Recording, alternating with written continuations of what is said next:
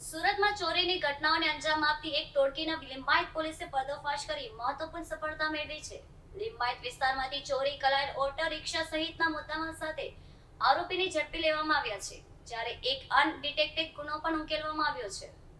સુરત શહેરમાં ચોરીની ઘટનાઓને અંજામ આપતી એક ટોળકીનો લિંબાયત પોલીસે સફળતાપૂર્વક પર્દાફાશ કર્યો છે. લિંબાયત પોલીસ સ્ટેશન વિસ્તારમાંથી ચોરી કરાયેલ ઓટો રિક્ષા સહિતના ગુનામાં સંડવાયેલા આરોપીઓને મુદ્દામાલ સાથે ઝડપી લેવામાં આવ્યા છે.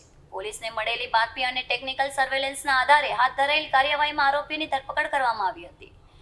તપાસ દરમિયાન ચોરીનો મુદ્દામાલ પણ કબજે કરવામાં આવ્યો હતો. પોલીસે પૂછપરછમાં આરોપીઓ પાસેથી અનેક મહત્વપૂર્ણ વિગતો પણ મળી આવી છે, જેના આધારે અગાઉનો એક અનડિટેક્ટેડ ગુનો પણ ઉકેલવામાં સફળતા મળી છે.